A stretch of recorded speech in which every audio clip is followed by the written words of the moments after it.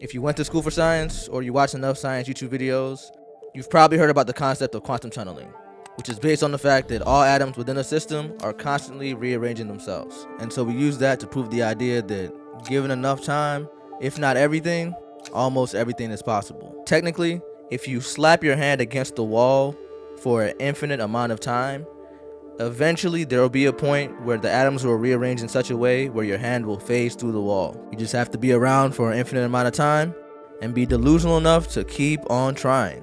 Let's talk about confidence, delusion, and the importance of both. So delusion is the main character in today's story. But to talk about delusion, I have to talk about confidence. Because really, delusion is just the next tier of confidence. Delusion is essentially defined as believing in things that are not true, at least right now, and having a heightened sense of self-importance, confidence, or grandeur.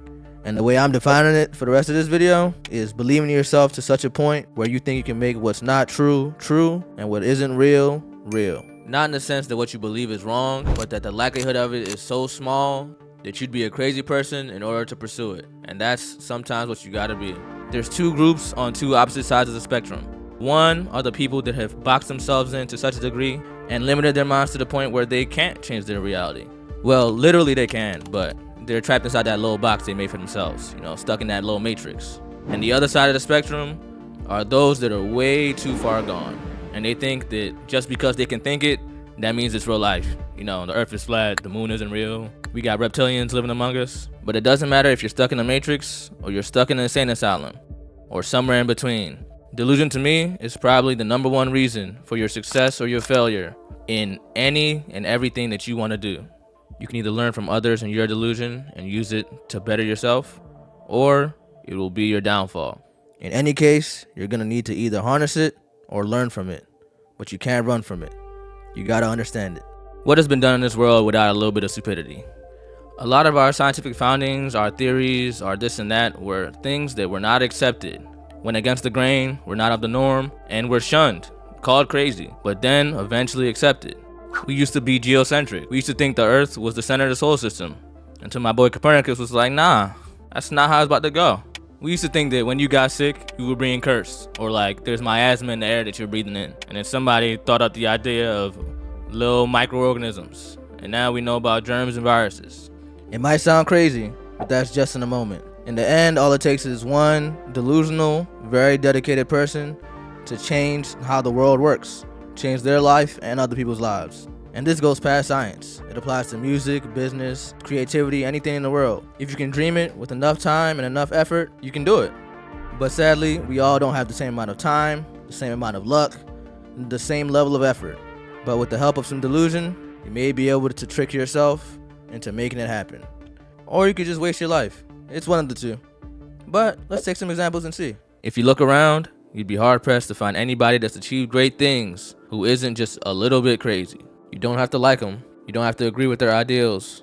But in many ways, the level of dedication and delusion it takes to do something like become president, sell your social media Ponzi scheme, start your social media marketing agency, or start a company that sells cars and sends people to the moon.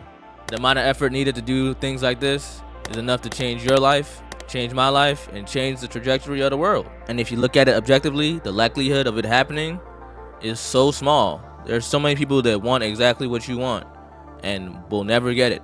And without the confidence to put that type of thing into the earth and believe that it's gonna come back with some results, you probably would have gave up a long time before you ever got it. It pays to be delusional. You just have to put the work behind it. Speaking of which, let's take it to some other fields where the chances of you making it isn't as high, but you still have to try. Oh yeah, I'm rapping. If you could talk about professional sports, the amount of dedication you have to play football, basketball, be a boxer, like do anything athletic is insane. And the amount of delusion you have to have is even higher than that. For things like football, you have to develop a certain level of skills, practice every day. You may be born with some talent, but there's only so many roster spots, and there's millions of kids fighting for them.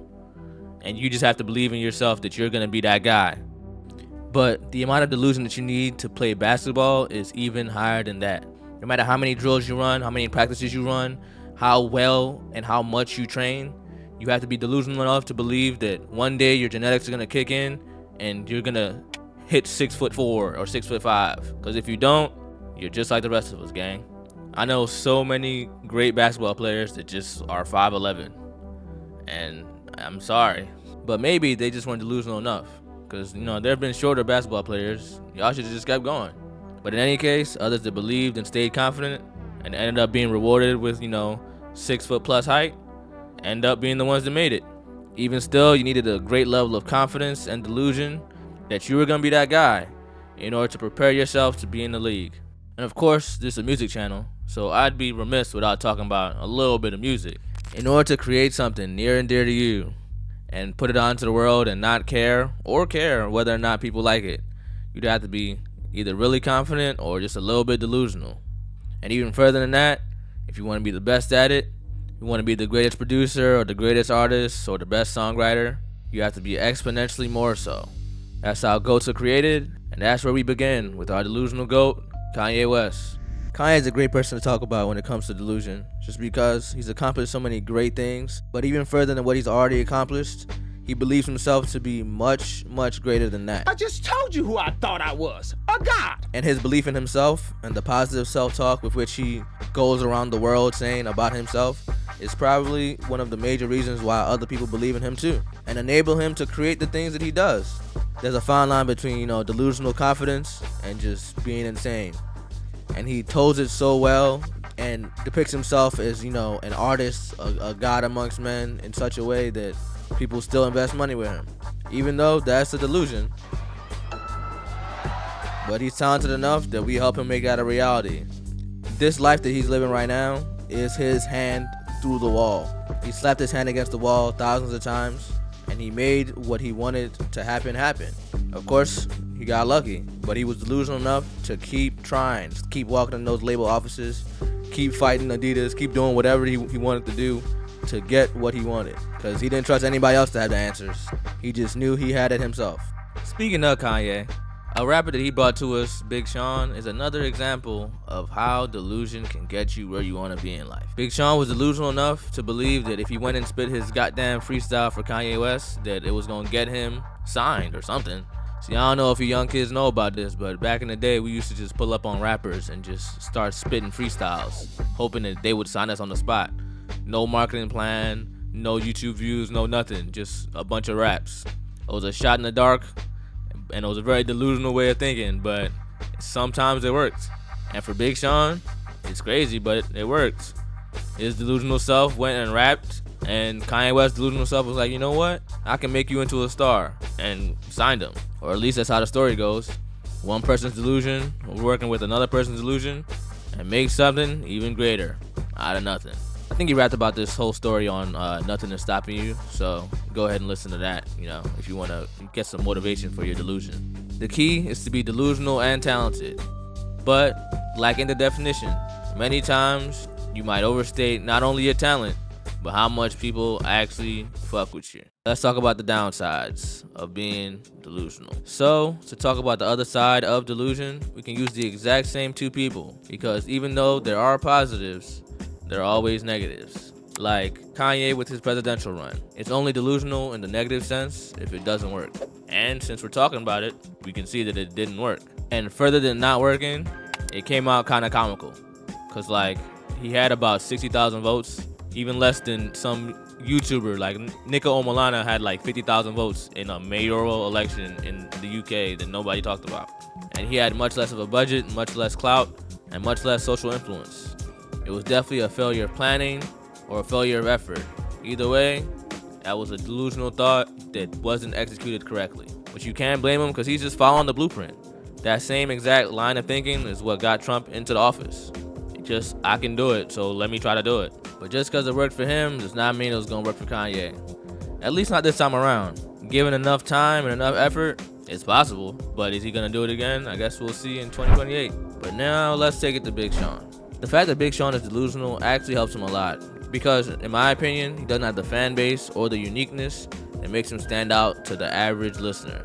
Big Sean, Wiz Khalifa, Freddie Gibbs all come from the same kind of era, where they have a long career, they have major records, they've made a lot of money, they're known for being able to rap kind of well, but they don't have the same level of acclaim to their name as like a Kendrick Lamar, a Drake, or a J. Cole. Which is no knock to them. That just comes from different levels of marketing and, prioritizing certain record styles and whatever else. To me, they belong on the same list, just not, that close to numbers, but close enough. But of course, Big Sean in the interview was asked about, or brought up himself, the Big Three conversation, and says, oh, I hear myself in the Big Three conversation all the time. I think I am in the Big Three combo. What Big Three combo? The Big Three, man, You're not in the, what you mean? Funny, man. The combo is Drake, Kendrick, and Cole. That's what it's always been. And I hear my name around that a lot, so. Nobody has ever said that. But this is a depiction of the level of delusion that you need in order to be an artist. You have to believe yourself to be number one when you're not number 10. And that's no hate to Big Sean. Like, I fuck with the music gang. It's just, realistically. And I fuck with 2088. But this is exactly how it's a double-edged sword. Because if you're extra sensitive to people's opinions, people are definitely gonna look at you as unaware and foolish. Like, it's bad enough to not know that you're not in these conversations, but the confidence to place yourself there is not just funny, it's meme-worthy. And they've definitely been doing that. I even seen that little Draymond Green quote where he's talking about Paul Pierce, like, yo, you chasing the farewell tour, nigga, you ain't Kobe. Chasing that farewell tour, they don't love you like that. I really wanted to talk about Paul Pierce's Delusion, but this is not a basketball channel, so I'm gonna let that rock. But the discourse is part of why I made this video. I understood in that moment the level of delusion that he needed in order to keep going and doing what he needs to do. If he puts himself in those conversations enough and actually puts in the work to be there, eventually he will, if he's lucky. Me personally, I still don't see it, but that's no hate to him. I just can't see it. But I'm rooting for you, bro. Much like I'm rooting for all the young delusional rappers. You ever be on YouTube comments or YouTube videos or on Twitter and see those guys that are like, yo, just give me 5 years. They're all sleeping on me now, but don't worry, one day they'll one day they're all gonna know. And then you go listen to their music, they got like 5 views and it's just the worst shit you've ever heard. That's also delusion, but it's in the opposite direction. See, what we tend to forget about being delusional is you have to put in the effort. Y'all not slapping your head into the wall with enough efficiency. You're going up and just slapping once every five days and thinking, oh, eventually I'm gonna get there. No. Some people are working hard at the most efficient way to slap their head into this goddamn wall. You gotta not only be confident in the idea that you're gonna make it, but you also have to be able to stop, think, and grow from criticisms, which is the hardest part for anybody that is delusional. Because at times the reality that we make for ourselves in our heads is so far removed from what is actually real life. All criticism is not hating. At times you might just suck, but you have to be confident enough in yourself to believe that you will get better, and then you will. But you just gotta keep slapping that motherfucking wall.